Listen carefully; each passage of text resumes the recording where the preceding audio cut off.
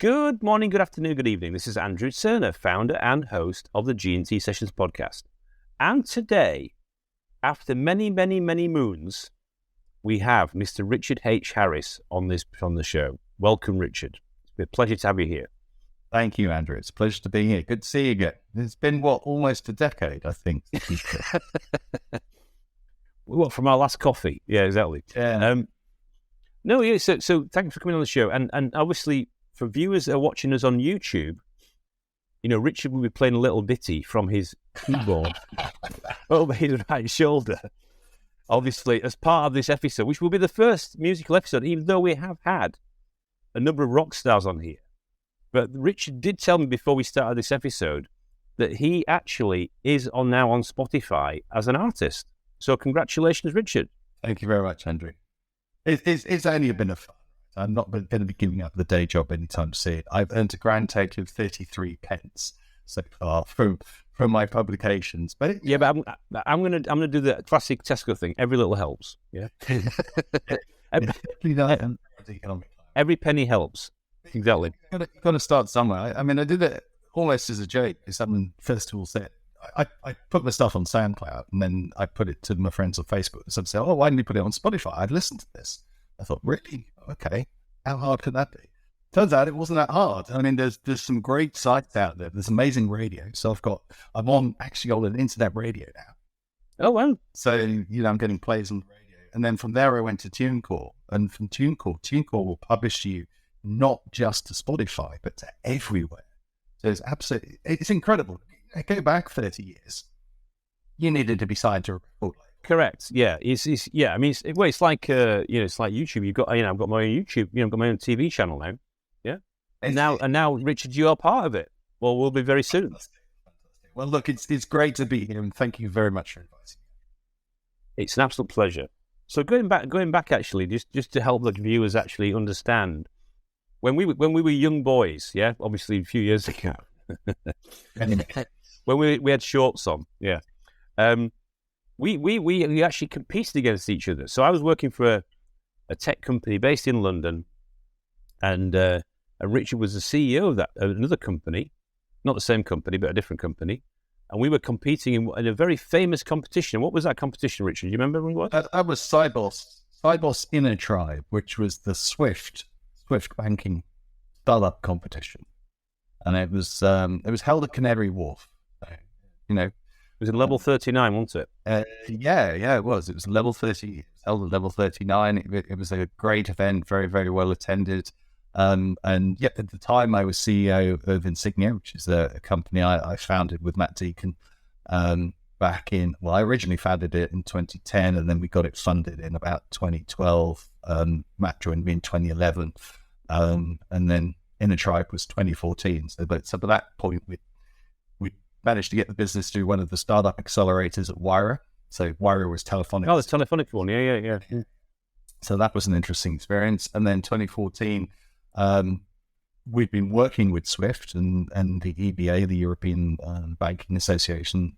And we got invited, much as you did, to join that competition. And it's great. We ended up in Boston. Okay, don't rub it in. So we were in the London heat together, yeah. And unfortunately, the one of the founders that I was supposed to be presenting with mysteriously went ill on the day of the pitch day, and I had to end up presenting his pitch, and then got absolutely slaughtered, so to speak, not literally, but slaughtered verbally by the VC panel, and then presumed to actually work all the way through the night, do an all-nighter with a bit of Pro Plus and some Red Bull, and then presented again on the second day and survived that and got some compliments. But yeah, it was the Cybos Inner Tribe. It was a very, very exciting day, actually, that. And doing events like that can be really powerful for early stage companies. I don't know that they necessarily need to put too much sway in whether they win or lose. It's really about the experience that you go through and just getting some critical eyes on the business. And actually, it's those external viewpoints, especially the ones that challenge you or the ones that annoy you, are the ones that you really need to pay attention to, because you've got to work out, why are they challenging me? Why didn't I get my message across? Why is that irritating to me? And really, it can help you if you're prepared to face those things, it can really help you refine your message. Yeah, I mean, the interesting thing is that one of the people that actually was on that panel when I got, sacrificed was Dr. Jackie Taylor, actually, which is another one of our guests that's been on the show a while ago. And it's funny, I'd actually for a while, I've actually been off that thing called Clubhouse. Remember at the end of 2021, during lockdown, everybody was on Clubhouse every day for a bit. So I went on Clubhouse the other day, actually. And the funny thing was, she was talking about ChatGPT versus I think it's Bard. Is it Bard, the latest Google one? Yeah. Yeah, I've not tried. I must confess, I've not tried Bard. I got introduced to ChatGPT probably, I don't know, around a month ago. I was a bit late to the party. It's amazing. I mean, it's absolutely staggering what it produces. For content writing, it's superb. It has a little bit of trouble with the truth. So, as in, it has no concept of truth. I don't know if you can teach it the concept of truth within the prompts, but for example, if you ask for scientific papers or hotel recommendations, it will blatantly invent hotel names. It will blatantly reuse.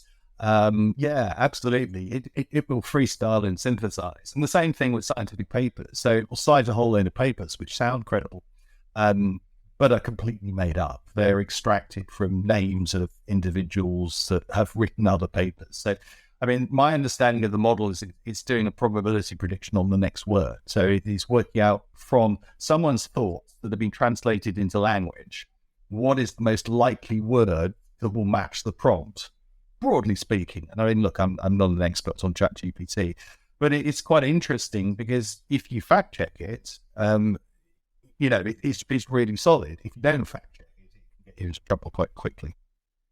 Yeah, so it's basically saying that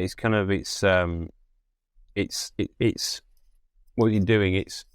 The data's only up to 2021, I believe, isn't it? Yeah, it's not current. It's not fully current, and I don't really know how long or what sort of training it requires to bring it up to be real time. And it will come, right? This is a major, major leap forward. Its answers are, on the whole, brilliant. Especially if you're not asking about a subject that you know about, right? Because they can fact check and validate. Yeah, exactly. Yeah, it does the kind of heavy lifting, doesn't it? So it's good. Yeah, I mean, it's interesting because what I find with that whole kind of tidal wave that's created, it seems to have kind of amplified this whole topic about AI, artificial intelligence, and yet people that have been in the tech industry a while have known about it for a while, but it seems to have kind of created that consumer awareness, or kind of like more mass awareness, and it seems to like have just, there seems to be this kind of penny dropped with people. This is an actual use case you can use AI for that I can relate to. But in order to get there had to be a step change in the AI's ability. Okay, and that's what actually occurred with ChatGPT. It was the step change in how it performed. Look, my day job these days, I'm still chairman at Insignia. Oh, you are? I found it. Yeah, I'm still there. Still a good shareholder. Oh, cool. Hopefully to exit that one day in the not too distant future. But we shall see. We shall see.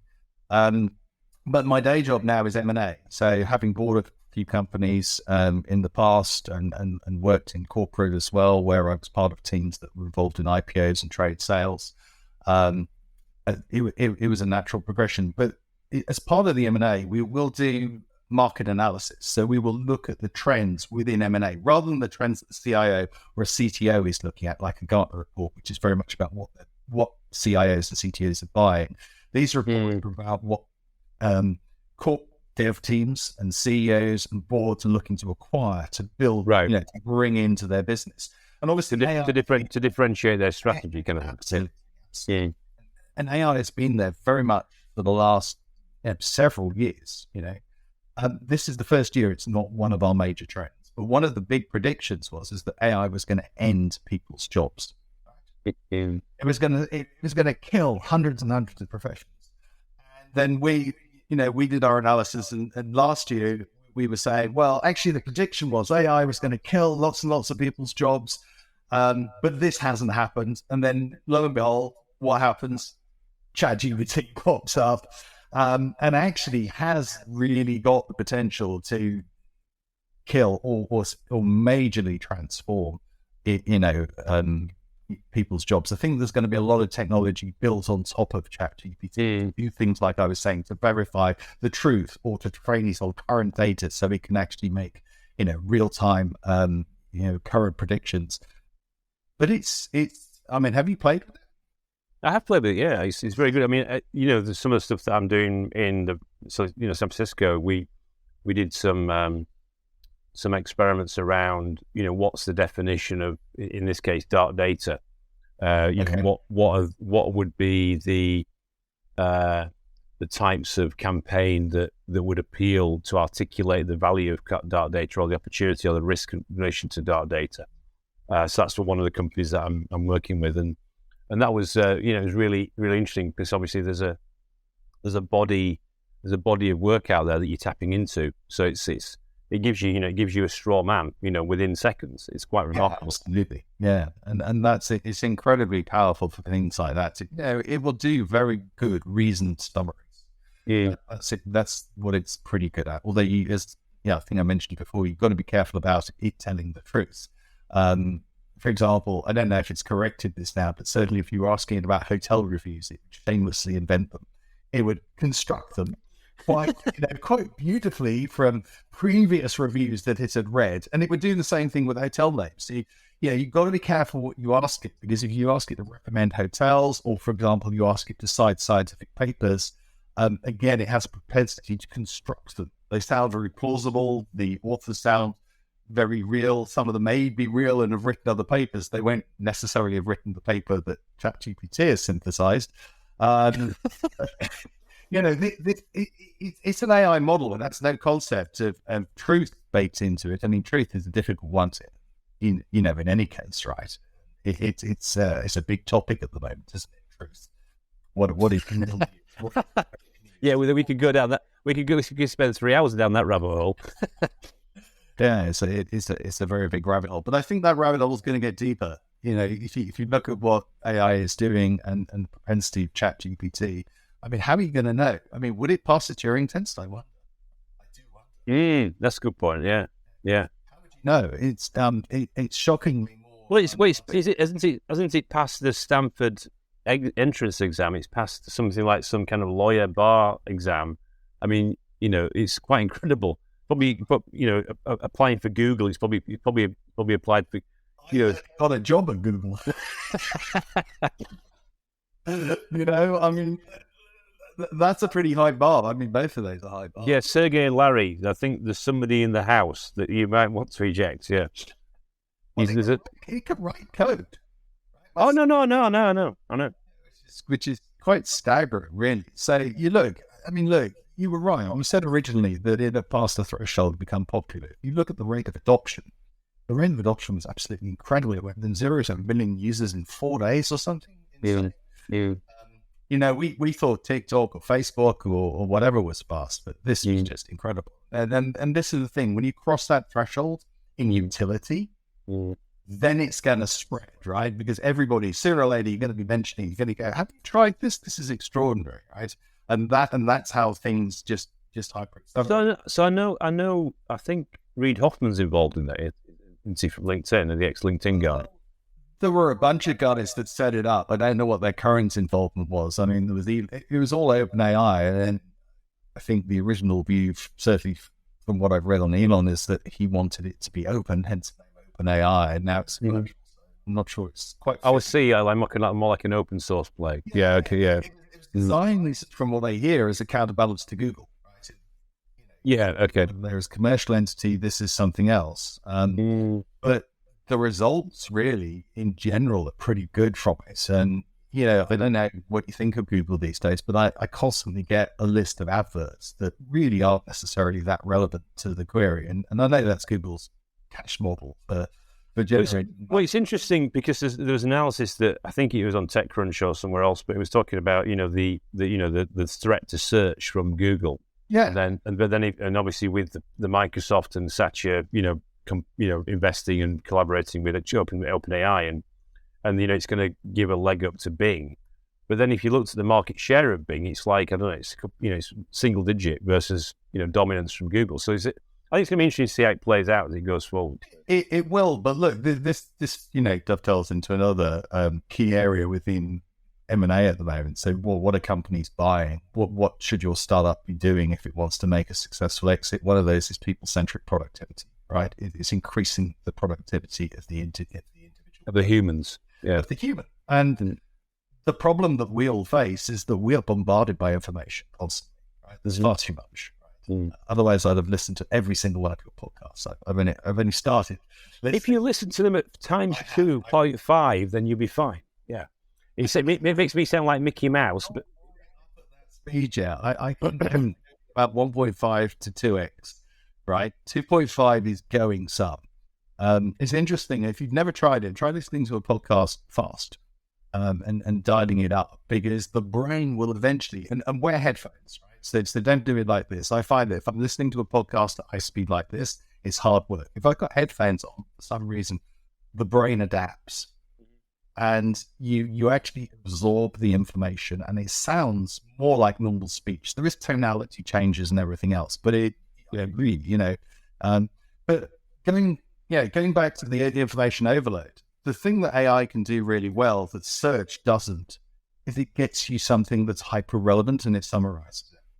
Yes. So it will take you to the salient matter really, really, really super quickly. You imagine that applied to any knowledge domain in real time, and that staggering increase in productivity potential. Well, that's good. That's good news for the human race then. So we're not completely redundant yet. No, although I would like us to be. I don't know about you. I mean, one of my favorite authors was a chap, sadly no longer with us, Ian M. Banks. He wrote as Ian Banks, which was his name. Ian Banks, yeah, the futuristic guy, yeah. And well, he did both. He did Ian Banks without the M in the middle. Is his non-futuristic stuff, so they're classical novels. And then his sci-fi stuff was written under Ian M. Banks, and he came up with this idea of the culture where machine minds run absolutely everything, okay? Because they can do things at a scale that us mere humans simply can't even begin to imagine, right? And this frees up humanity to do the important stuff, like climbing mountains, going surfing, diving, sailing, or rowing across the Atlantic. You mean the kind of stuff that you do all the time anyway, so. I haven't, unlike Guy Rigby, who, mutual friend. I think, that choosing to row across the Atlantic is truly extraordinary, and actually then going and doing it is even more extraordinary. So that's quite incredible. Well, I think, never say never, Richard. Well, it's only there's still time. Exactly. Don't. You can't tick it off the bucket list yet. You can't scrub it out. Well, it's interesting you say that. I mean, there's a lot of stuff out there. There's the Forbes under 30 and all this kind of stuff for the youth. There's less of it, but as you get older, and at some point you suddenly reach this crossover phase where you realize that you don't fit any longer into that up and down. They just need to do the Forbes under list. I can't even do the under 50 anymore. It's shocking. But this got me reading certain things, and I discovered a whole host of people that didn't do things until they're in their 50s, in their 60s, in their 70s, in their 80s. And so, there is no limit, really. I mean, obviously, if you want to become an Olympic gymnast, I think you're probably pushing it if you're not very, very young and super, right? So there are physical limitations, but I think that the mental limitations or even practical limitations are less, and especially where you've got technological assistance in this day and age, and a great many things. But there's a guy you may know. I'm not had him on the show yet, but if you're listening, Stephen Kotler, then we're available. Stephen Kotler, the neuroscientist, the guy that wrote The Art of Impossible and several habits, wasn't it? No, not him. No. That's Stephen. That's Stephen Covey. This is Stephen Kotler. Yeah. Okay. So I was on a session with him last year, and a really interesting kind of boot camp, and we just released a book called The Ghana Country, which is about it's basically kick ASS before you kick the bucket. Right. That's what it's about. And he talks about the hacks that you can do about physicality and mental, neuroscience, stuff like that, and how you can hack things. And you've got to continue to do certain things as you get older. Yeah. Because it actually, so for example, strength training is very important as you get older, things like that.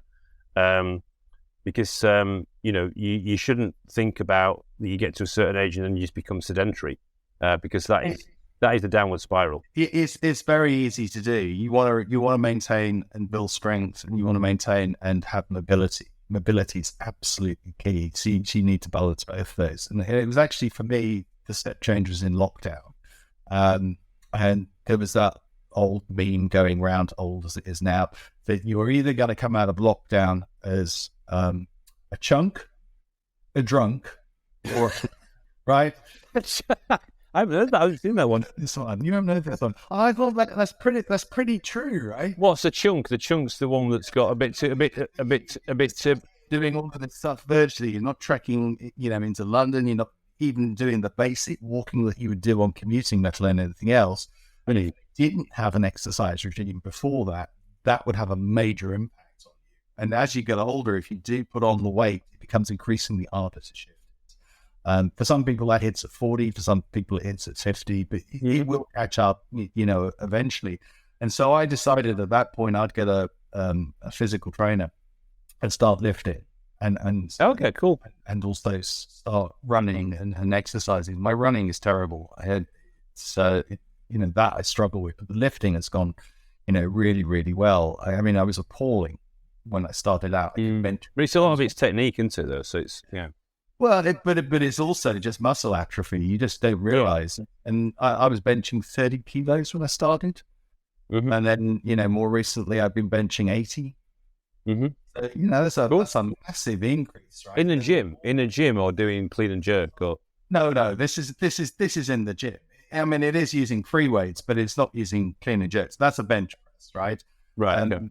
You've got, actually, I don't know if you've seen it, but on LinkedIn, I'm getting a ton of invites from personal trainers and everything else. There's obviously, some sort of step change that's occurring in that. I don't know whether it's lockdown driven, but it just goes to show that if you put in the effort, and it is effort, right? When you start doing it, really is hard to motivate yourself to get down to the gym, to go through just doing the exercises when you don't have the motivation.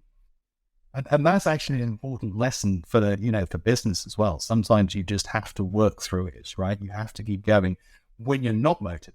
It's actually easy when you're motivated, right? But when you reach a barrier or an impasse, that's where the challenge is. I remember, changing the subject slightly, a few years back, just down the road from me, there was a very large Nokia office. And they were running a program. They were actually moving that office and letting a lot of people go. This is well pre-lockdown. But they had a really good program where not only did you get your redundancy, they would train you and help you to set up your own business, and not just to find another job, but if you wanted to set up. And so I helped them out a bit with mentoring a few people. The big challenge was, as I said, is that you've got to overcome your corporate mentality, because you are very, very well supported generally in most corporate environments. Mm-hmm. When you do the startup world, you're not, and that has changed. Right? There are a lot more. Well, it's a no safety net thing, isn't it?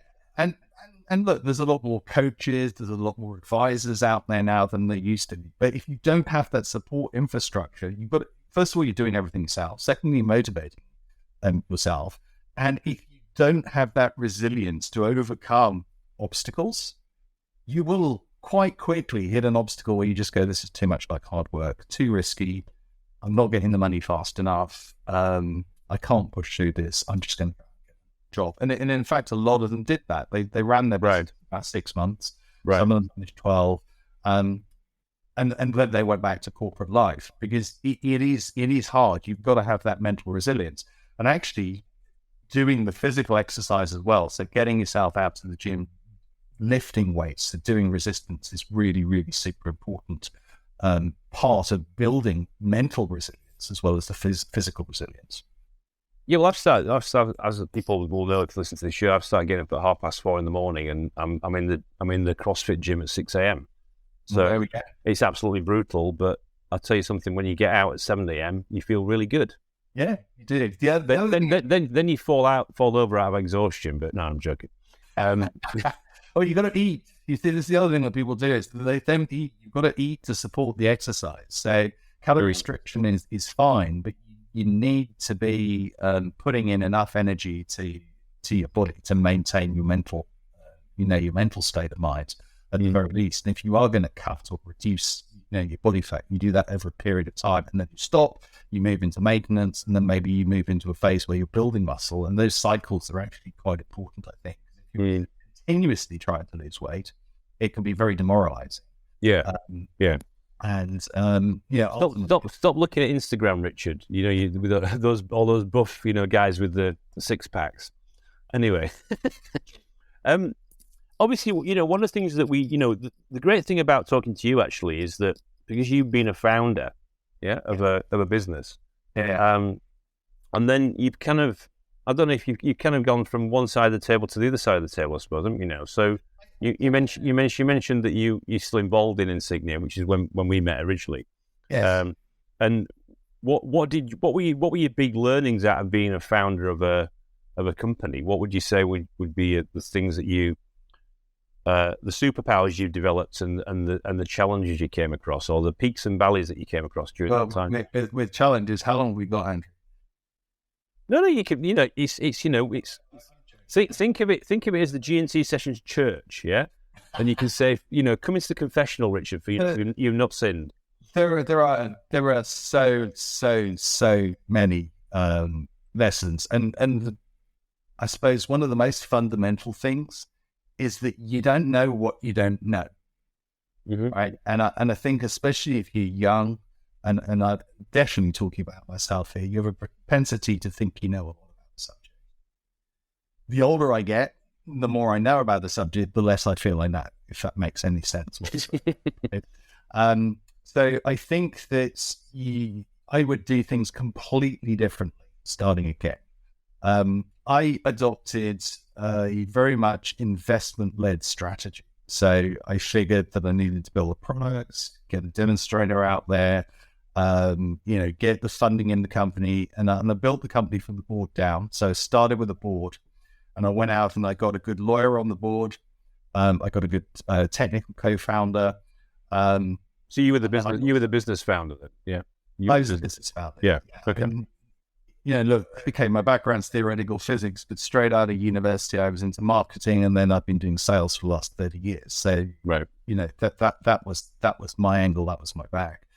And then I added some decent non-execs, hopefully that helped me, get into places. So I had Andrew Nash, who was at PayPal at the time, and he then moved to Google.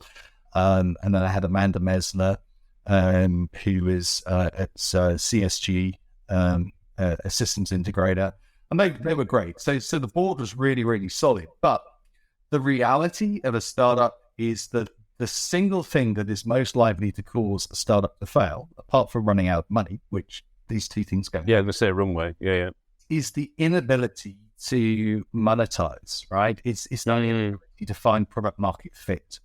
And if you start with a good idea, especially if it's not a better mousetrap, right? So if you're actually innovating, that's much, much harder.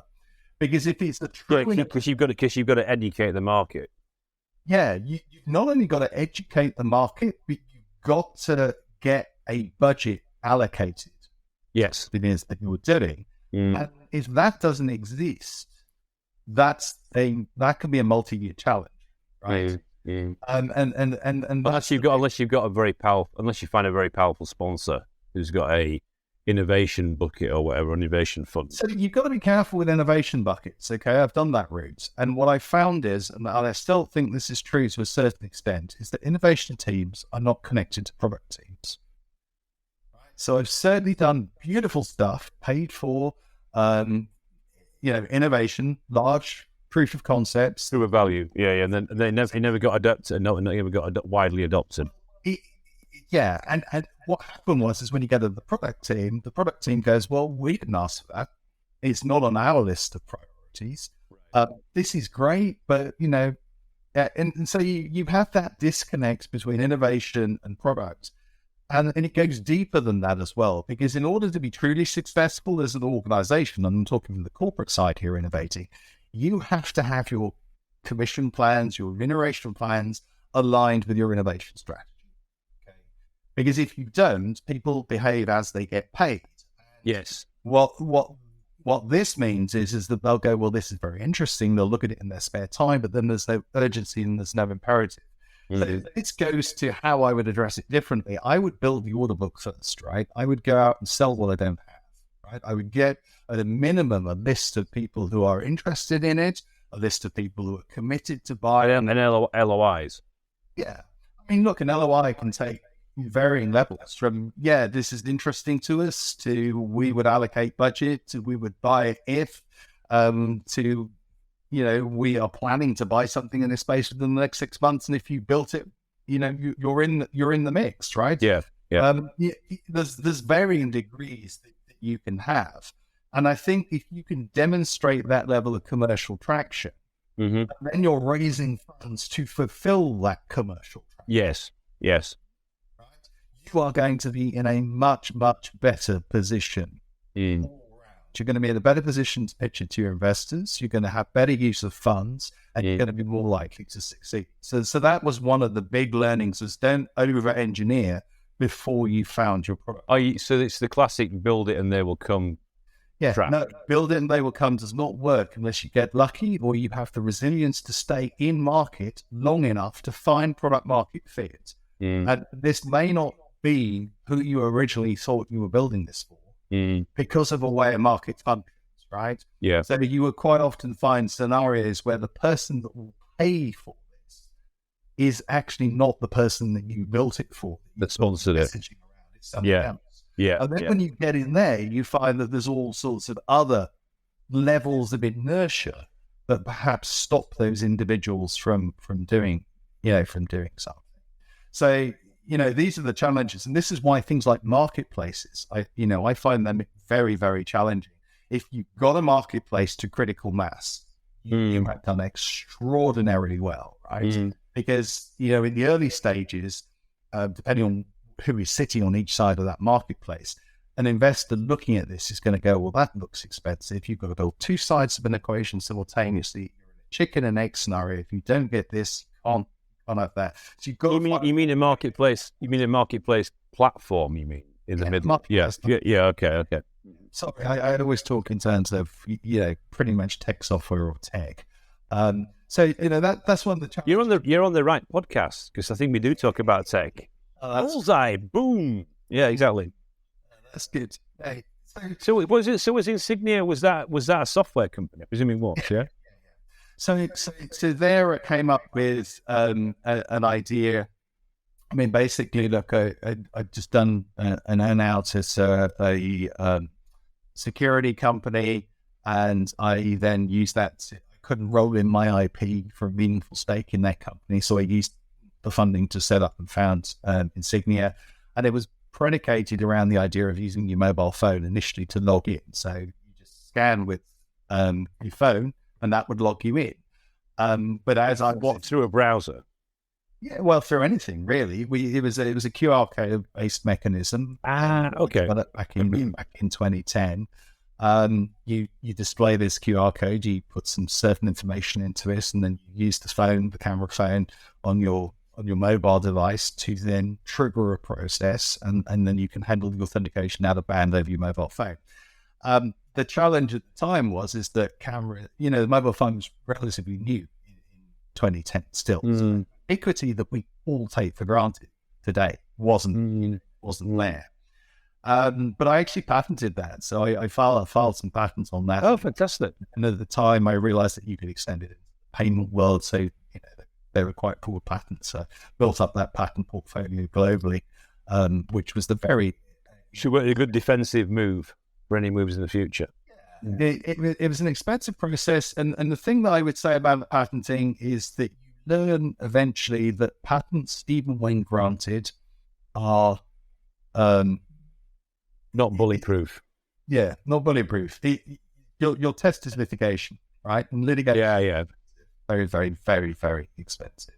Mm. For a decent case, you could be looking at $1 million plus, right? And so that's, there's a whole world around how you get that funded, which is very, very different to getting a company funded, because generally speaking, people that understand operating risk are your standard investors. They understand how to build a company, how that company makes money commercially from a product or service, whether that's hardware, software, or whatever. And yes, there's obviously a propensity for investors to like things like software and have a SaaS model, and that speaks to the scalability and the profitable scalability that you have with software and SaaS models, where you can predict revenue long term. You can grow that revenue once you've got the base platform platform in place. So I would tend now more towards trade secrets if you can, rather than patenting. Patenting has got some merits, I guess, in terms of defensibility. But how do you deal with trade secrets, and how would you codify You need a good lawyer. Interestingly enough, you need a really, really good lawyer. And if anybody wants a recommendation, this is how I understood about packaging and trade secrets. As I encountered the lawyer, I really understood this recently. Because it's not just enough to call it a trade secret. You have to have policies in place, written policies, and then you have to follow those policies and procedures to protect it. Yeah, and you have to have contracts that reflect this. This is a trade secret. This is how we handle trade secrets. This is who knows it. And if you can divide up that trade secret even better, so that nobody sees. Okay. So it's like a jigsaw puzzle. Yeah. And this is the other thing which is really difficult, especially if you're making a physical device, is that you want to make sure that the thing that you've built can't be reverse engineered, assembled into its component parts, and people work out what you're doing. Or alternatively, people work out a better way of doing it, right? So, all of those things need to be baked into trade secrets. But if you package a trade secret well and you do it early, then that has a valid component in building the value of your company, either for investment or for an eventual exit. Right? And how do you value it though? Is it kind of goes on the balance sheet as an intangible asset, or how do you tell you? Look, accountancy, this is another challenge, both with investment and also with M&A and exits. Accountancy simply has not caught up with the modern age, right? It really. Actually, we'll just to let you know, viewers. Actually, I'm going to have, or my audience, I'm actually going to have a very interesting CFO actually on a future episode. So I'm sure we can segue. I'll get Ben, who's going to be coming on the show. I'll get him to listen to this episode. Let me explain why. Go on, Lou. Go on. And then you're gonna have a bit of a tinkle on the ivories as an interlude, aren't you? It's like, Exactly, I think the microphone noise cancellation is going to cancel it out. But viewers to find me on Spotify. I do everything under Richard H. Harris. I stick the H in the middle, by the way, so you don't confuse me with Dumbledore. Richard. I can't compete with him for a you told me you were going to get dressed up as Dumbledore today, but obviously I think maybe when Richard comes on the show next time, he will be dressed as in fancy dress. But no, maybe next time. Maybe. Sorry, back to the accountants that are also living in the 1890s. You are exactly right. It is all about intangible assets, right? And so the question is, how do you value intangible assets? How do you account for intangible assets? You hear things like accountants talk about fair market value. Correct. Yeah. What do you do if there isn't a market? What do you do if you can't determine what is fair? There's no comparators. Yeah. There's no comparators. There's no absolute way of determining the value of your intangible assets. So what you will find, for example, is a lot of B2B software companies will capitalize R&D. Okay? Yeah. So they will do that because their thesis is, well, I'm building value in my company. I've created an asset. It may be software, it may be tangible, but it's a real asset. I'm going to depreciate that over a period of time because if I don't maintain it, the value will drop. That's a valid thing to do, and it looks good on your balance sheet. It's great for working with B2B, if you're an enterprise sale, because your balance sheet gets scrutinized and it will help you get through procurement. But when you come to M&A, a buyer will always look at your development costs as an expense. So they're going to want to reverse that out. Right, they'll split it out. Yeah, okay. Reducing your profit, because that's a cost of business. So what you've got there is like, yeah, because the operating model is building software. It's not really doing anything else. Yeah, okay. Yeah. That's right. So what are they valuing? So they're valuing your profit and your revenue, but they're not valuing the underlying asset. That doesn't seem fair. Right? That doesn't seem right. So you've got to then build with software companies. It becomes very much about the narrative. So this is about the way you frame the intangible assets linguistically, either in presentations or in the documents. And you've got to do it in the right way that will resonate with a buyer, which is very different to the way it will resonate with an investor, which is different again to the way that it resonates with a customer. And so this is really, really important. And this is the thing that's very hard to do, is because accountancy has no way of valuing these things. And then on top of that, you've got differences between, for example, GAAP. Accepted accounting principles, and the financial reporting standards, where you have essentially got, and if I can get this the right way around, IFRS is principles based. Right? So it teaches you in principle how you should treat things. GAAP is rules based. So you may have principles that govern how you treat something that has no rules. And a lot of M&A, and indeed even a lot of investment these days, is cross-border. Yes. So you've got to be able to translate between IFRS reporting standards, GAAP reporting standards. And that's where you get into revenue restatements, revenue recognition issues, et cetera, et cetera. Recognition is another thing. Revenue recognition is pretty well established, right? You have to have shipped, you have to have invoiced and shipped the item and delivered it, right? Where it can become a little bit challenging and you need good accountants and lawyers is if you're charging for an annual amount up front. Because in most cases, you're going to have to amortize that. It's going to have to be spread out over the year. Yeah, okay. You mean like a prepay? You mean it's kind of like a yeah. But there are other ways that you can frame it in terms of the contractual agreement, what the fee is for, that could, in principle, allow you to recognize it in a single sum. No, I'm not an accountant. You mean like as a booking, as a revenue booking? Yeah. Bring it all forward effectively. Yeah, okay.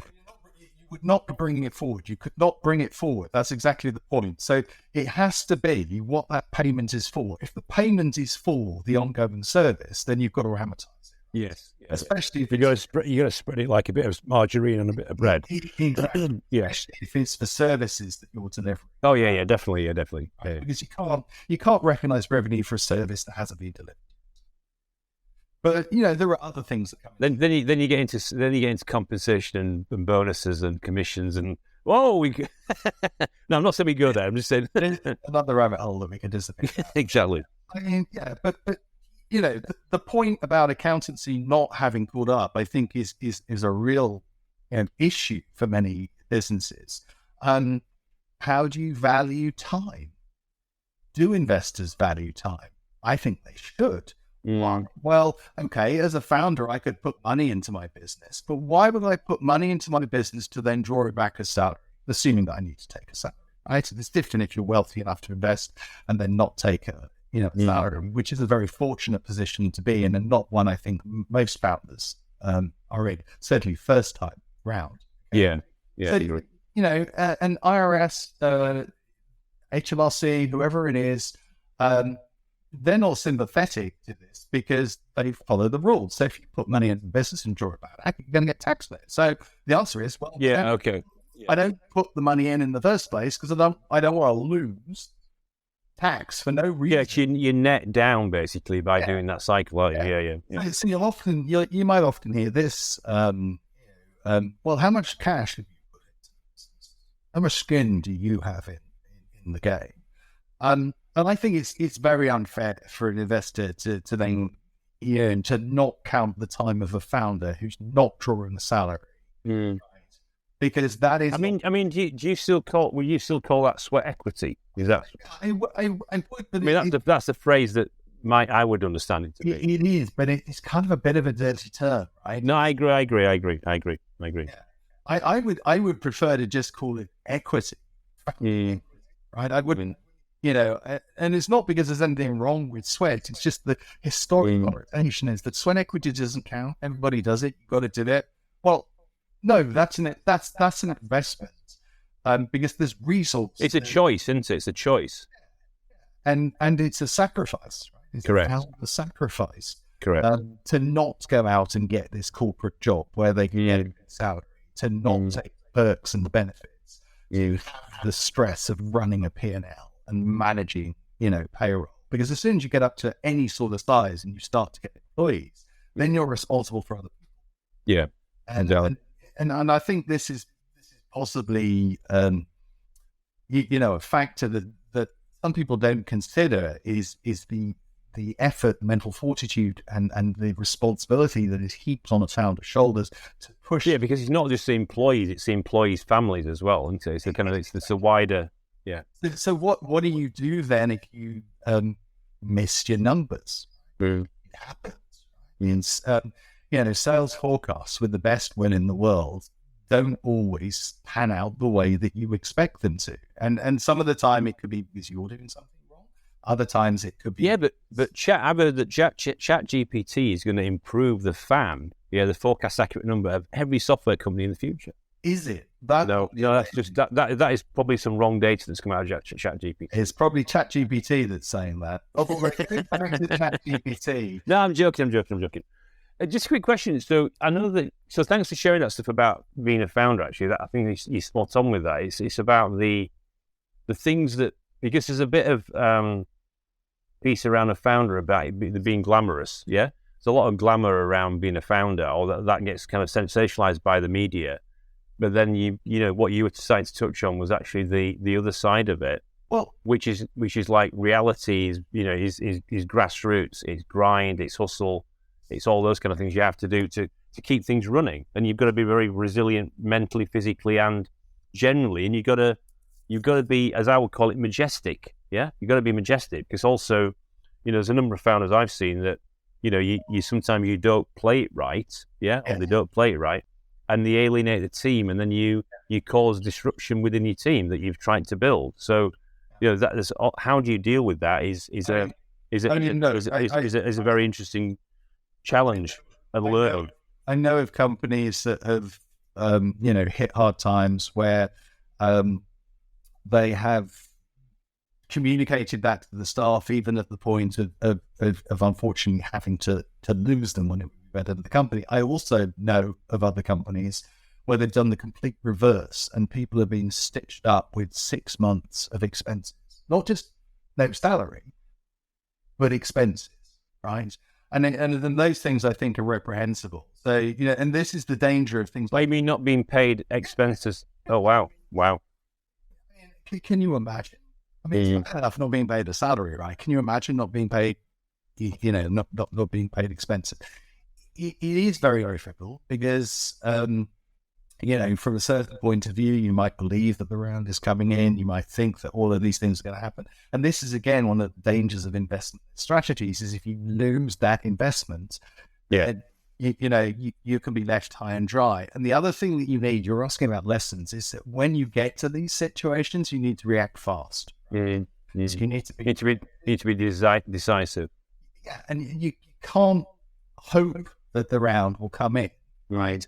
Yeah. You've got to be able to reduce your cost base until you're at that stage where you're comfortably profitable. You build up some cash reserves in the business, and you can afford to self-fund through any downturn or lean period. You need a flexible cost base, and you need to be able to bring that down in line with the a decline in revenue, which could be nothing to do with you. It could be that inflation's gone through the roof. Yeah. It could be that we've left a single market. It could be that there's a war going on somewhere, right? Yeah. I mean, on that point also, I suppose if you switch on you were talking about cost and the impact of that. But I think what's your view on growth? Are you, obviously you've got a commercial background, but do you believe a founder should be always seeking to grow?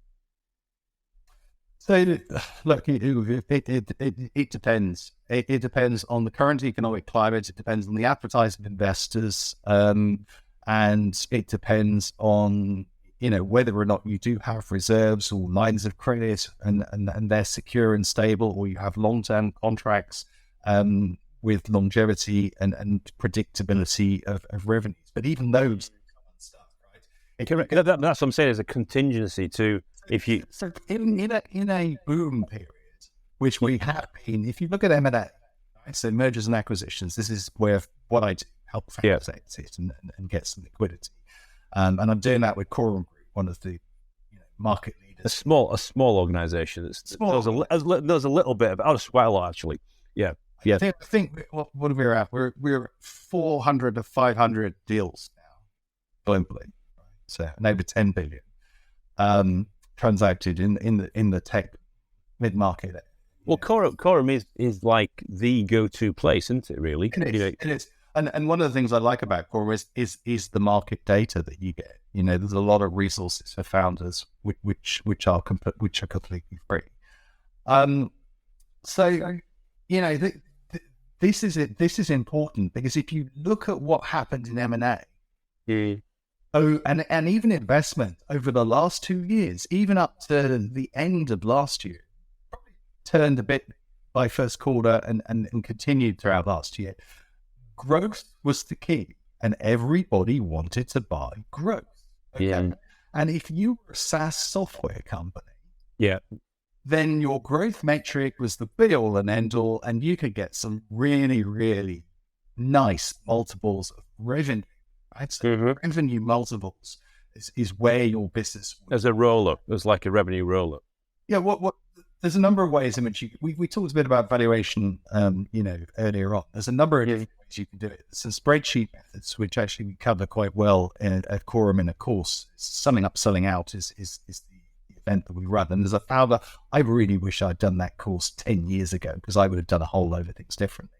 Right. But standard models are things like revenue multiples, profit multiples, and then you look at we would call industry comparables, which can be very hard to find for private companies. They can be harder to find if you're doing something that's truly different and and unique. And then there's discounted cash flow. And you need to be able to calculate these if you're going to go through a spreadsheet model. The challenge with the spreadsheet model is it's very much geared towards later stage companies where we're talking 10 million plus in ARR.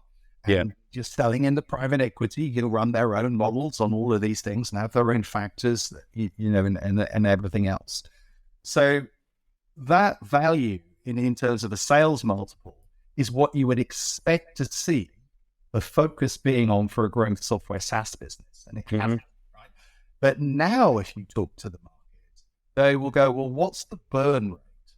So suddenly... So spinning it on its head. Okay. Suddenly there's this shift, just to growth, which is still important. But actually, how fast is... What's your overheads? Yeah, what's your overheads? How proven is the sales model? Yeah. How fast are you burning cash? How long is your runway? How much more cash are you going to get? Are you going to need to get to profitability? Can you reduce your costs to become profitable? At any given point in time, is there a path to profit? Because nobody wants to be investing in or buying a business right now that could suddenly become this massive cash sink, right? Sales have dropped, the economy has turned, we need extra money because we can't get rid of people. So we need to find, so that the unicorns need to go back in the stable, Yeah. And then we need to get another animal out of the stable. So what animal should we be picking instead of a unicorn? Well, that's a tough one. I mean, what the most resilient creature in the world? I don't know. That a cockroach. Yeah. I thought I would say that. I thought, no, I'm not going to say that. But they do talk about cockroach and zombie companies. They are both things. Cockroach company is a company that simply will not die. Right? It's had nuclear bombs dropped on it, and it's still going.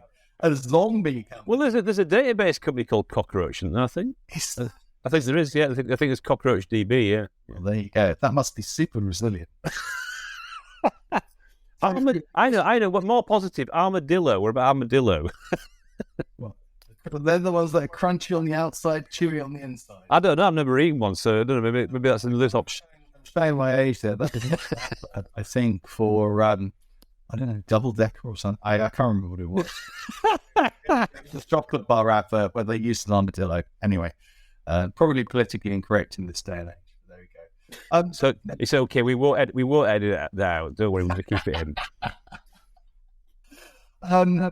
But resilience matters. We're joking about it. Resilience matters. Past profit matters. You asked, I think earlier, but it's back to fundamentals, isn't it? What we're saying is back to fundamentals. It's back to saying, what I find, I find very interesting to observe. Yeah. Is there's been a period. Think about 2013.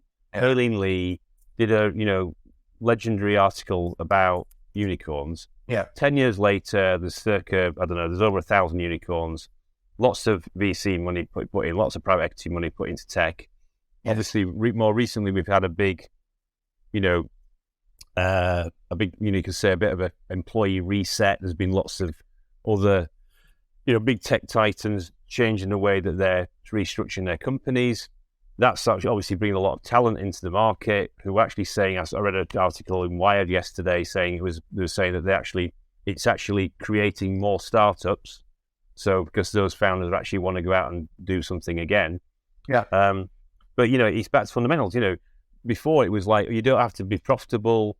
You can take massive debt on, all the kind of fundamentals that I grew up with when I was started out are back in vogue, you could say now. And it's like, well, they've never not been out of vogue. It's just that in certain sectors they've been not being as much scrutiny, you could say. That's exactly right. I mean, the old adage that revenue is vanity, profit is sanity is now a jumper of recent years. There's some other wonderful one-liners like overnight successes. Right, take on average about 15 years to create. Mm. It's true. Do you know the average age? You mean from idea to exit, you mean, basically? Well, an overnight success. So you look at these unicorns and overnight successes. Not all of them, because some of them are the right place, right time, right idea, perfectly executed. And look, they are the cream of the crop. They're the top 0.1% or whatever it is. And this is where the media focuses. So as a founder, you might get the impression, well, we're all going to be unicorns. We all want to be unicorns. But actually, there's a plethora of perfectly good, realistic, investable growth businesses that are not unicorns and are never going to be unicorns that can get investment, they can grow the business, they can, adopt those fundamentals that you talk about and get a good exit at the end of it. Okay, a unicorn exit. But the reality is the average age of a company when it gets sold in M&A is about 16 to 17 years. Wow. So it's come down in recent years. It's been dropping. It was about 17, 18, and then it's coming down. It's one of the things that we're going to have to burn all that unicorn swag that we got printed. Yeah. All those unicorn T-shirts that we got printed with mine and your face on them and the unicorn in the middle, Give it disaster. Give it 3 years, providing we keep going to the gym, they'll still fit. Yeah, we won't be chunky. We'll be lean. Yeah, exactly. Yeah. So just a quick question. I mean, obviously, given you're working at Corum Group, very big, successful company. Yes. Very, very, very, very good reputation around M&A, helping founders. What are you seeing?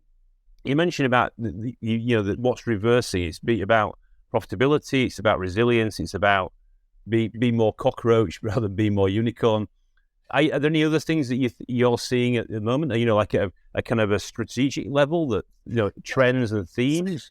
So look, and this goes back to really important about another thing that you learn as a founder is you learn that there are things outside of your control, right? And that you have to pay attention to. That you may think you're bucking a trend, you might not be bucking a trend, because economic shockwaves hit different parts of the economy at different points in time. Yeah. The thing that you eventually realize is that they're coming. Mm-hmm. Right? Just because you see something happening over here and it hasn't happened to you does not mean to say it's not going to happen to you in 6 months' time. Mm. And the whole M&A market, so being able to sell your company, it moves in cycles. Like we're stuck in this boom and bust with, the general economy, the M&A market moves in cycles. And there are a number of things that affect and impact this. So if you look at the height, and I'm going to talk relative heights rather than absolute heights here. So if you look at the enterprise value, so this is the total consideration that the shareholders will get for selling their, for selling their assets. Yeah. And if you look at where we were at .com, and you imagine that being a hill, a physical hill. Right. Okay. That's about the height of Ben Nevis. Okay. Okay. All right. So it's still a mountain. Still pretty big. Yeah. It's a mountain. Okay. But, it's not tiny. It's not a molehill. Yeah. No, it's not a molehill. And compared to a molehill, it's absolutely massive. After that .com, Ben Nevis, it dropped into a valley. Yeah. It then tried to come back out on what the typical 7 to 8 year cycle that we see in M&A, but it didn't. It got to about 50%. Yeah. That was bringing it in around about 2008. So we had another, massive. That was the bank meltdown. Big crisis. So of course that killed the upward trend. Yeah. And then it dipped. And then to get to the same height was about 15 years. I'll let that sink in for a second. That's a decade and a half to get to the same relative level of valuation. So the same sort of deal multiples that you'd What from the 2001? Yeah, from 2000. It was 15 years to recover. 15 years. Now, this doesn't mean to say that you can't sell it. So we were back at Ben Nevis. Yeah, we're back at Ben Nevis in 2016, 2015, 2016. Okay. But think about. I thought you were going to introduce Everest and Kilimanjaro into this conversation. You see, you're teasing me now. You're teasing me. I am. 2015 is not the end of the story. So if you look at what had happened since 2015, the curve has gone up, corrected, but not dropped. Not like a ravine. Yeah. We thought there's going to be a drop. It's gone up again. It's gone up again. It's gone up again. Right. Okay. And it's funny that you mentioned Mount Everest, because that is the relative height that we're at now. We're at the peak of Mount Everest compared to .com, which was Ben Nevis. Okay? And there's 15 years in between comparable heights, which is a decade and a half. That's a long time to be operating. Now, you can sell in between. Massively outperforming the market, tripling revenues year on year. You're going to do well. The classic story, before I talk about Mount Everest, which I will do in a second. John Scott is the chairman at Corum Group. He's part of the international team. He was selling his own business back in the .com days. And what happened? He'll say, well, we got offers in .com, or turned them down. We had then tripled our revenues. We had tripled our profitability and tripled our growth. And we sold again 3 years later. So we actually accepted an offer 3 years after .com. We got 50% of what we would have got. I want to say he's 50% lower. Yeah. 50% lower. 50, half. So they had all this growth, both in profit, in terms of their actual growth percentage, and in terms of their revenue. And actually, they just operated 3 years for a negative return on equity. So this is what I mean about the time that you go to market to sell your company actually matters a lot more than you might think. It certainly mattered a lot more than I ever imagined it did before I started, working in M&A. Because as a founder, you tend to think, well, we've built a brilliant business. People love our product. We can sell it. The strategic exactly. You're all over this. They're going to love this. And you find out that's not entirely true, and there are cycles. So why is that relevant to where we are now? Well, I told you we're sat on top of the peak of Mount Everest.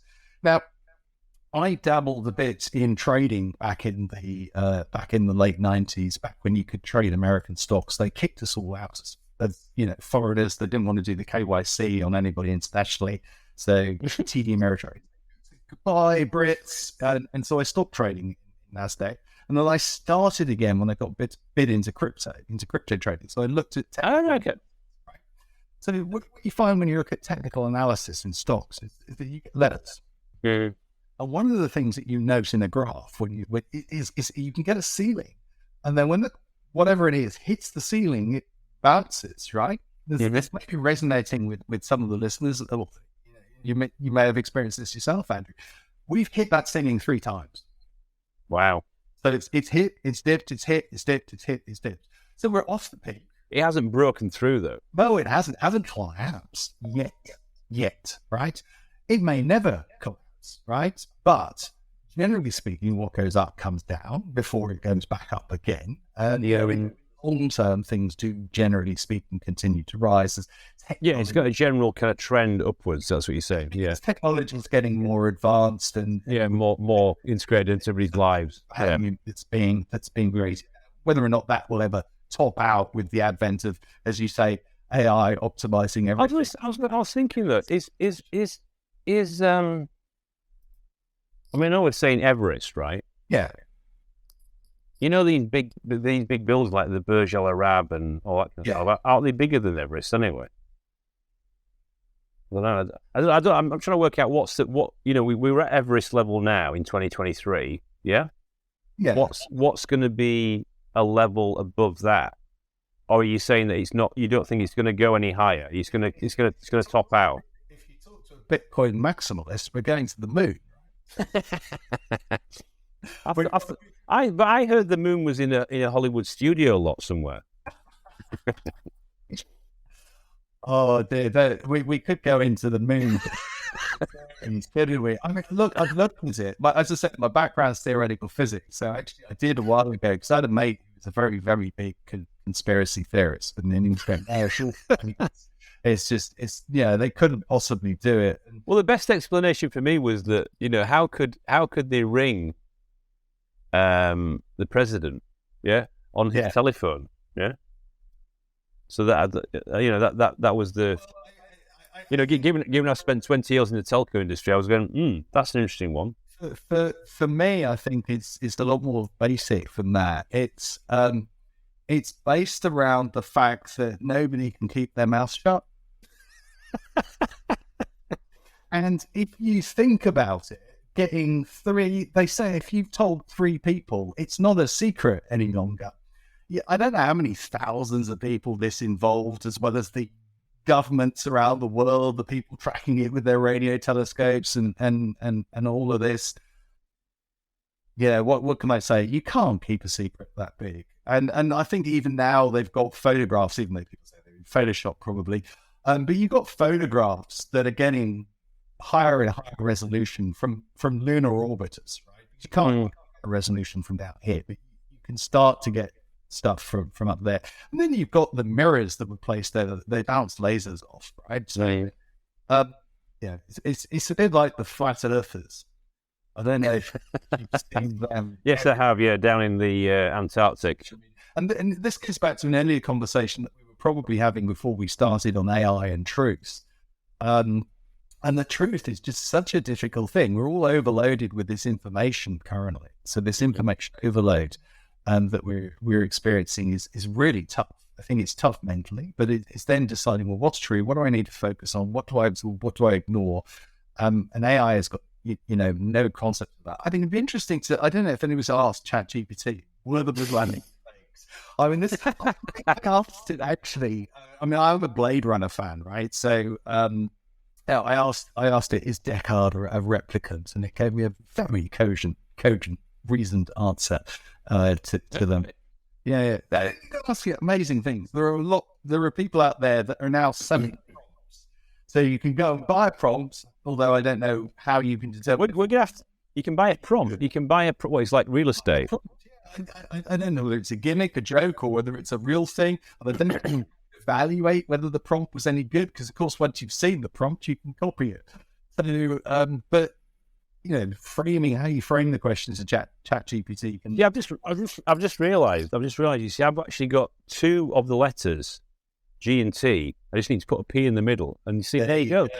Then we have to put a little P somewhere, like a hidden P. It's like find the P.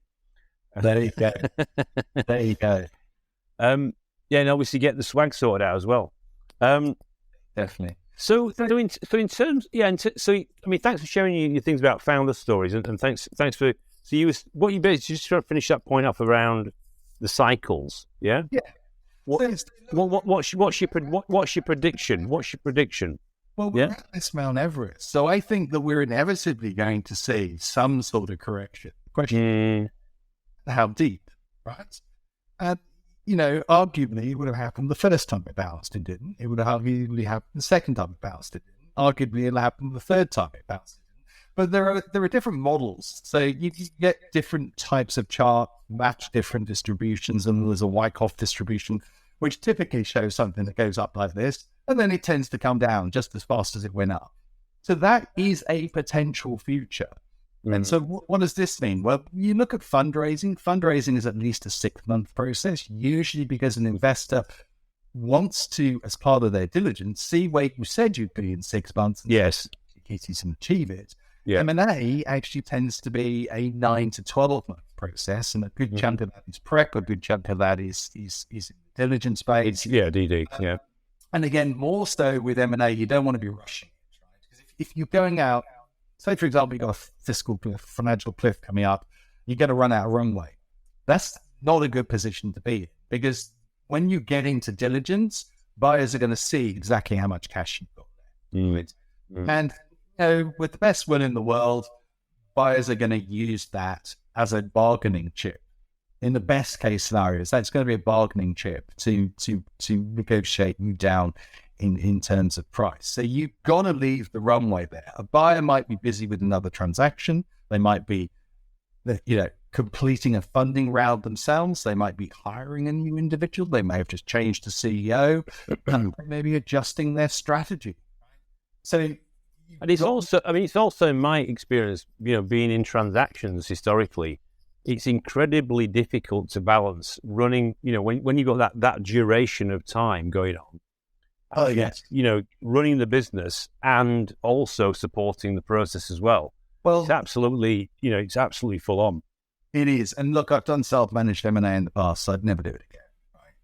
Right? And I had a large team, I had 20 people at the time we were trying that particular exercise. It didn't work out, which was quite a painful experience. But, and I've beaten up advisors on price as well. I said, well, if you're that good, my business is great. It should sell itself. Why when you do it on commission only? But the reality is that's just BS, right? If you want to prepare your company properly to go to market, you need to pay someone to do it, right? You need to find somebody that has got the skill set, the process, the data, the experience, and the connections to negotiate. Yeah. And connections are important. Credibility is super important. Because what I can tell you now, what we can say at Corum as M&A Dealmakers is very different to what I can say as a founder, and they get believed. Right? It's radically different. That's because this is what we do day in, day out, and it's like anything else. You wouldn't, in most cases, trust your multi-million-pound turnover of your company to some, one-man band, commission-only salesperson, would you? Right? And selling your company, if you're a founder, this is probably the single biggest and most important transaction of your entire life. So you want to get it right.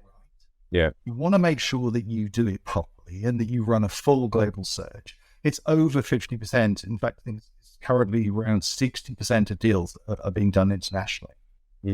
It's cross-border. Yeah, cross-border. Not in your backyard. Which makes it even more complex. Makes it even more complex. But as you say, Andrew, you've got to keep your eye on the business, because if during this process you take a hit in terms of sales because you've taken your foot off the gas, then you're going to have a haircut.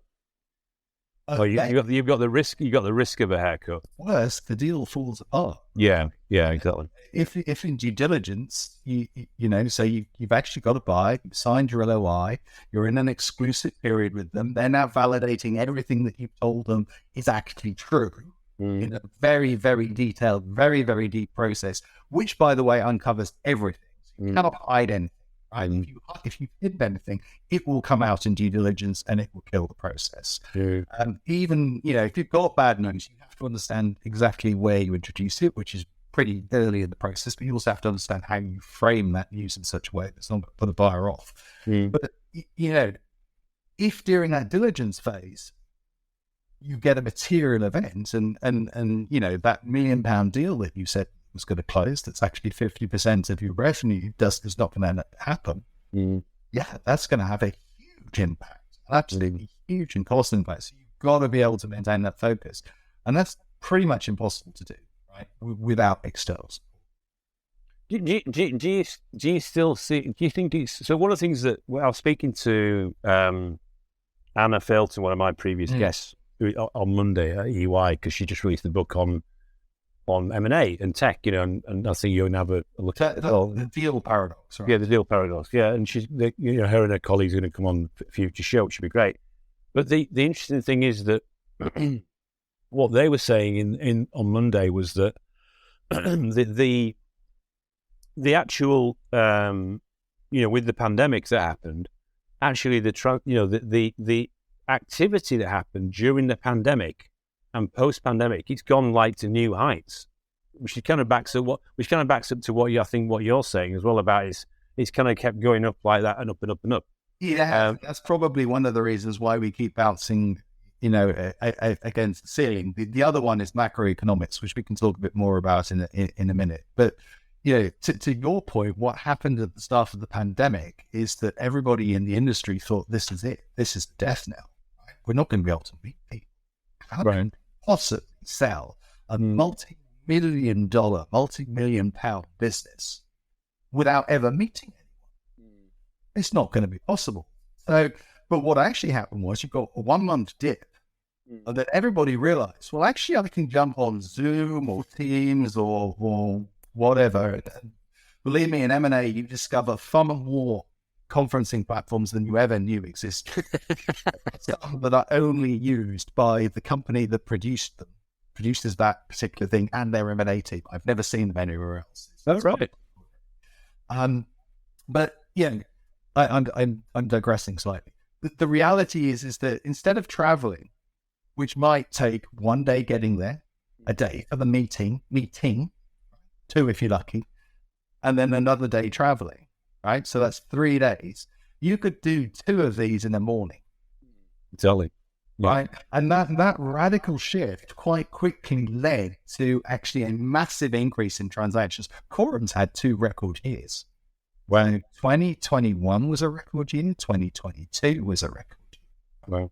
So that shows you that there's this, that they're exactly right. And you thought you were going to be putting your feet up. You see, you thought you were going to be relaxing.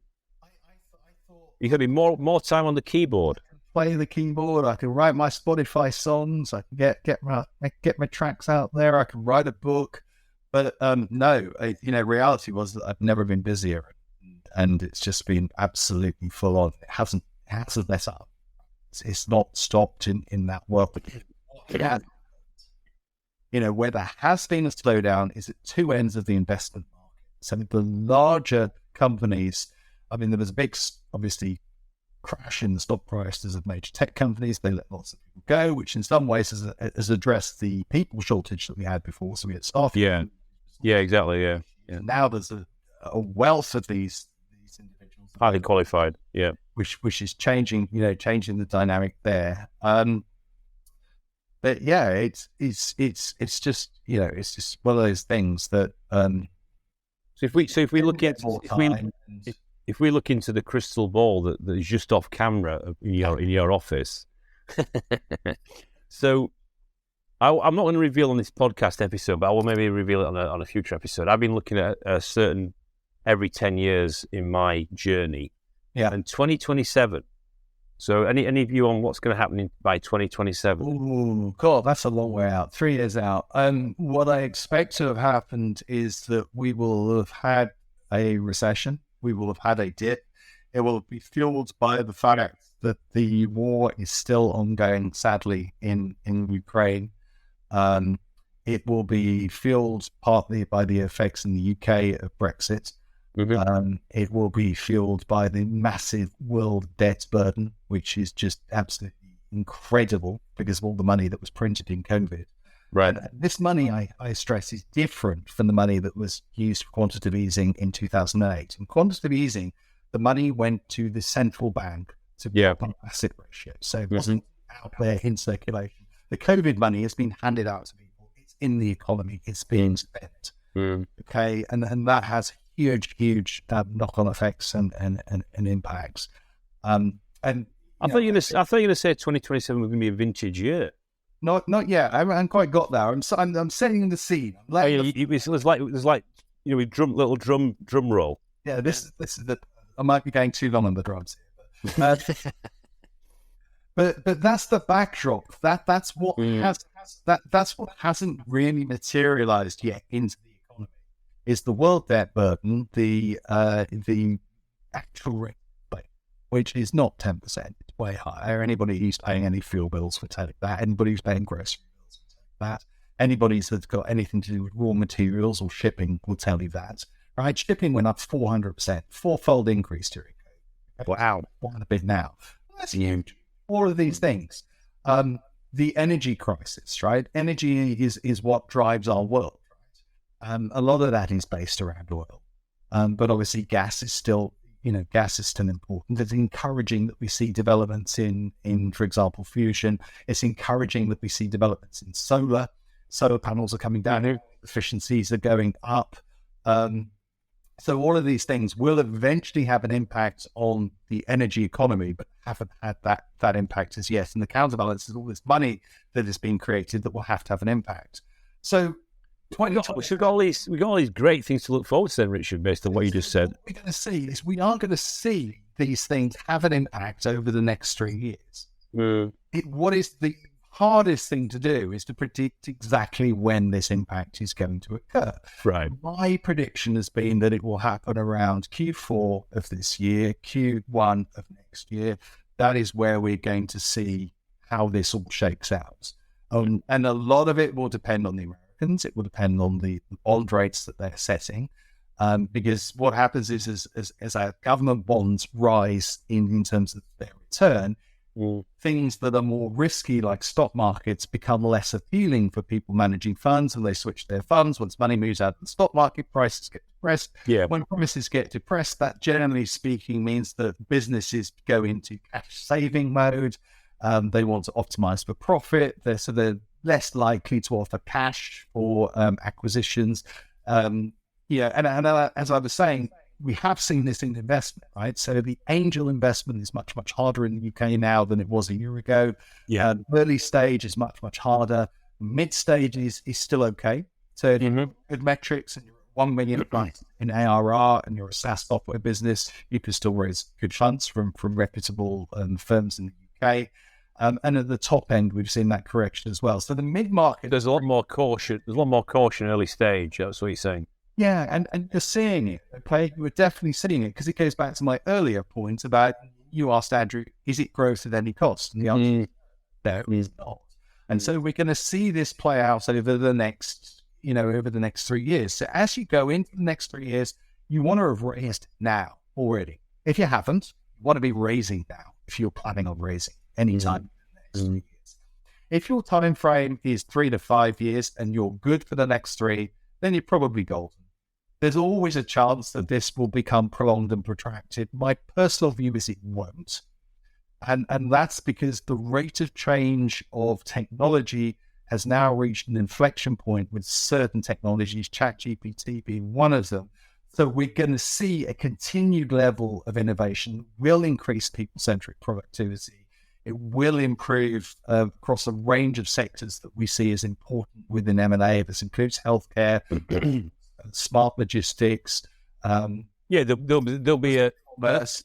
All of these things have got that growth potential still in them. And it's a true competitive advantage. So there'll be bidding wars for acquiring key capabilities, won't there? Because it's a big differentiator. So I mentioned that AI is no longer there as an individual category. And that's because it's baked into every single one of the categories that I've just mentioned. Right. Every people-centric productivity is taken for granted. It's a given. It's a given you're doing it. So the key then becomes, how good is my algorithm? How easy is it to train? How hard is it to get the data to train it? How much time and effort is required to get somebody else to build a similar algorithm, get the data and train it up? So the more you can say, well, actually the algorithm's unique. It's a trade secret, right? It's based on a number of PhDs that we have working for us. And it's not just, it's not just academic. It actually has tangible outcomes in reality. And we have the data sets that we've trained it on that you can't get. You can't get this data. It would take you 10 years to accumulate the data that we've been putting into this thing, right? Once you Mark Andreessen's quote of, you know, every company is a software company, it's going to be modified to be every company is a software and a data company.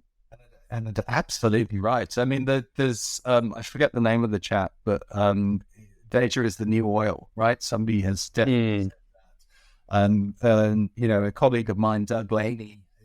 Doug Laney, yeah, know him well, yeah. Yeah, he's a great guy, yeah. Ex-Gartner. I worked with him back in the day. Sorry, my lighting's gone. Other things. We can still see you. You're still looking beautiful, don't worry. You're very kind. So, Doug, I worked with back in the day on data warehousing. Oh, okay, cool. Big data, and he wrote a book on infonomics. So correct, very famous book. Yeah. The information economy. But you're exactly right. Every company is a data company, and you can see that, right? You can see the big guys. What is Facebook if not a data company? Meta, as they call themselves. What is Alphabet? They're all data companies, and that's an inevitability. It's an absolute inevitability that data is absolutely key. The thing that you see within M&A is that it's less about, if you want to be presenting real value, it's less about how you present that data. So it's no longer enough just to have a fancy looking dashboard. It's taken that you will present key metrics and key data on the business through a dashboard of some description. The important thing is what you've done with that data. Yeah, so what's the business impact of using that data? Yeah, that's exactly right. So and how you baked it in? Yeah, it's insights that allow what I call closed loop decision making. So right, for a human to go, right, okay, that's what we're going to do. And in some cases, that may be straight through processing, so there may be no human intervention. Completely automate this. You have some process that handles exceptions by exposed to a human for oversight. And you obviously need oversight and governance, because I don't think we want to let AI loose on anything without any oversight whatsoever. Rising machines, hashtag. Right. You're exactly right. So yeah, thanks for mapping out that future. I think it's interesting that, I mean, you're confirming a lot of, I think, why my view on it as well, so it's useful to get your perspective on it. I mean, in terms of, I suppose, wrapping up today's episode, one of the things I was going to say about was about the great thing about yourself is because you've been on one side of being a founder, and now you're actually helping founders now to try to chart their course through the kind of jungle of growth, or the mountain of growth, should I say? It should be mountain of growth, shouldn't it? You know, it's like they've got the crampons on and they're going up the Ben Nevis. Jungle in the early days, right? On the lower slopes, you definitely got that jump. Yeah, it's obviously, if it's like Indiana Jones movie, then it's the jungle at the bottom, and then they get onto the actual before they find the pot of gold.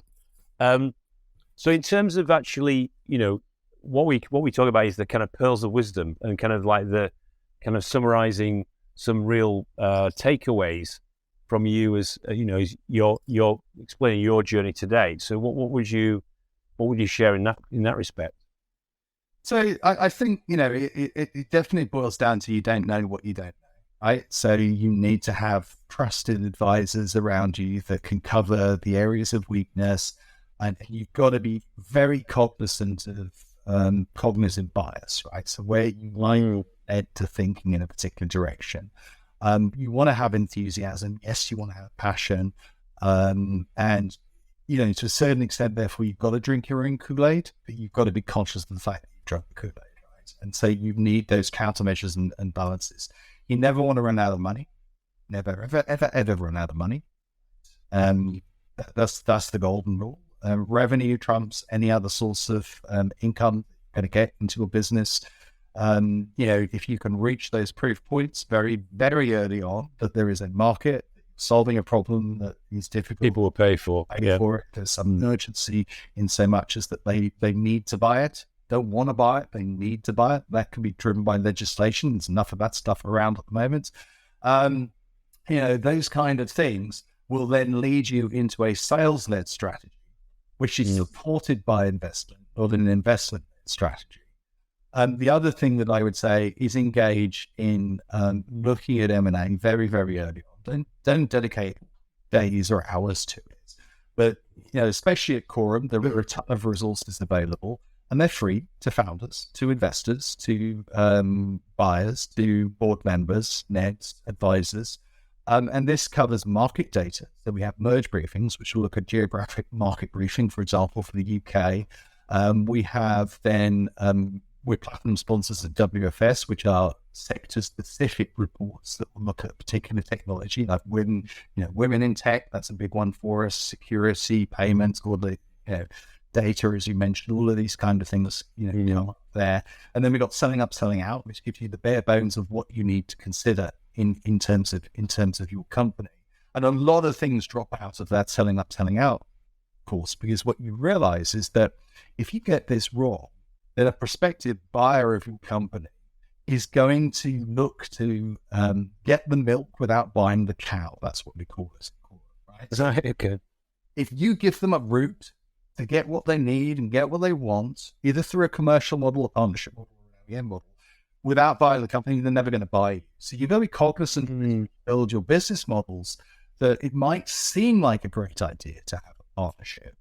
But, you've got to be careful how you structure that. And there's a whole load of these little kind of like, minefields or loose rocks as you're climbing up the rock face that you really do want to be aware of, because there's always a temptation to, when it's a being time, we just raise, we get a ton of cash for excellent valuation. Now what do we spend? And then you get happy. Sometimes you get happy years.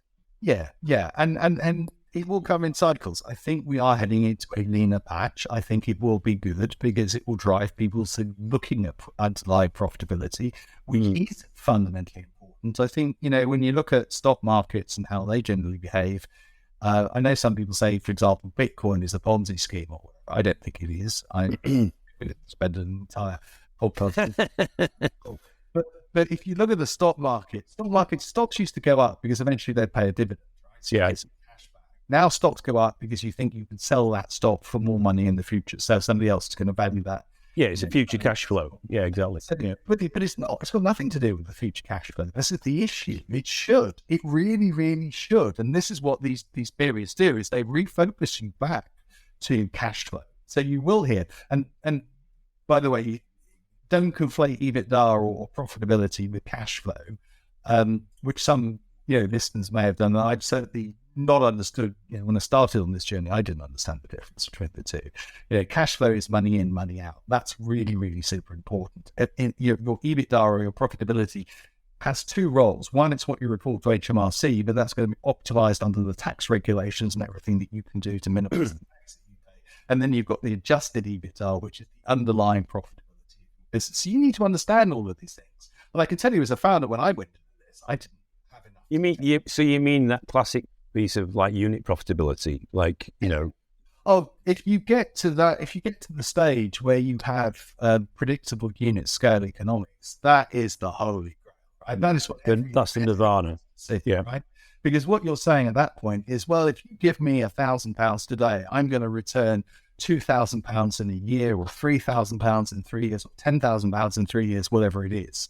And if you've got that so that it's resilient, and again, I'm talking SaaS businesses here. And if you're not in a SaaS business, you need analogs to these, okay? So your analog in services would be to move from statements of work-based time and materials towards managed services, contracts. You've got that predictability of revenue. Once you've got that predictability of revenue baked in, you can look at metrics like churn, so how many customers are turning. You can look at revenue churn as well, which is different. So this is whether the revenue per account is declining or increasing, as well as whether or not you're losing customers. Both of those metrics are actually. Yeah, I mean, it's a classic getting out of bed on a 1st of January and having an order book that is recurring already. It's all those kind of scenarios. You could almost consider it to be effective passive income, right? It's what you can hope to continue to maintain with relatively little effort. Because it's still at the moment, although I've seen a lot of companies, popping up recently, I'm constantly bombarded by people who are optimizing lead funnels, offering lead generation, sales, and everything else. So there has been a shift, I think, into sales. Some of these companies may be very good. Some of them, I don't know whether they're just jumping on the bandwagon. You need to be careful in those respects. But you mean trying to help companies to fill the funnel, basically? Yeah. I mean, the funnel is important, right? Filling the funnel is important. If you fill, I think it's Daniel Priestley, really, really smart guy. Oh, the oversubscribed stuff. Yeah. And I think he said, and I agree with this, by the way, that if you fill the funnel, every other problem that comes after that you can solve. Well, I think also the other bit that Daniel talks about is about capacity. I think sometimes organizations don't really understand what their capacity is. So it's like, how much work can you actually take on and deliver successfully? I agree. He's got some very good insights.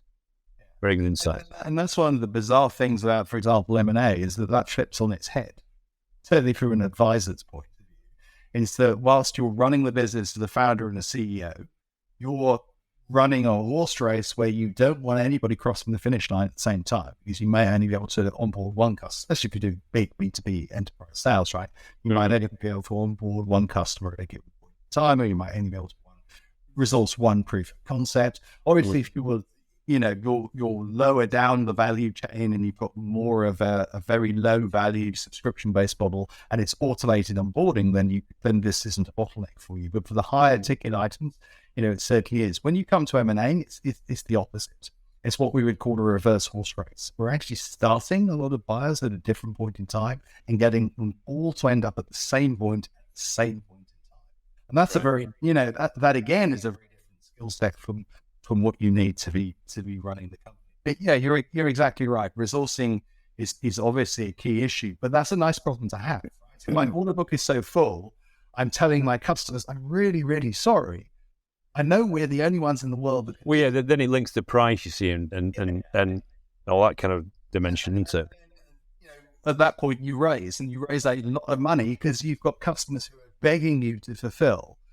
And you need to be careful with your recruiting processes. You need to be careful that you don't grow too fast, that you grow in the right way, because if you break the organizational culture as you grow, then that's another area that's going to be very, very challenging. But you have to go back down to base camp and rebuild your tent. The oxygen tanks. Seeing some great analogies come out. So your Spotify journey, which I'm looking forward to the concert, in the O2 at some point in the future. I'll bring along my electric guitar, and then we can, do my kind of finger tapping, Eddie Van Halen stuff. I think there's a few people. It's surprising when you start doing this stuff on video and there's a keyboard in the background. It's amazing the conversations that you strike up. Suddenly you see guitars materialize onto your Zoom calls, or somebody drops their voice. Just to let you. Well, no, just to let you know, Richard. Actually, you are the first keyboard player I've ever had on. I think. Well, the first obvious keyboard. I've actually had a rock guitarist, and I've also had a drummer as well. Yeah. So so we're actually, obviously we're forming. I need a singer next. We need to form a band, and then we can be on backing vocals like this. It's sadly not good enough to perform live. That's one. Never say never. Never say never. But never say never. Never say never. It goes back to the lockdown time. It's one of the things I'd always planned to spend more time doing, and I have spent. Well, we can look forward to the next lockdown. You can spruce up your skills. Absolutely. So thank you very much for coming on the show today. It's been packed with value and insights, and I really appreciate you sharing all that from different perspectives. I think, which was the great thing, from your founder's experience and also from the stuff you're seeing in the M&A market. And I do hope the audience that listening to this episode get a lot of value. I've definitely enjoyed the episode, so thank you for coming on the show. It's my pleasure. Thank you very much for inviting me. And more than happy to chat to anybody that wants to delve more into either M&A. And I should mention that for fundraising, if you're pre-Series A, I have investor contacts, invest on this, and more than happy to take a look at a deck. I do sometimes angel invest as well.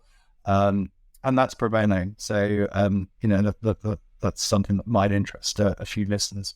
But again, thank you for the opportunity. And great to catch up. Well, no, it's been far too long, and we'll definitely catch up for some sherbets, and as a follow up. But I was going to say, yeah, so that's been Richard H. Harris. Don't forget the middle H, who is the VP of EMEA M&A at a big company called Corum, which is a very, very prestigious organisation in the M&A space. And that's been Andrew Turner, founder and host of the G&T Sessions podcast. So tune in next week for another exciting episode. What's next? Who knows? But thank you very much, Richard. It's been a great session. Absolutely. Thank you. Thank you too.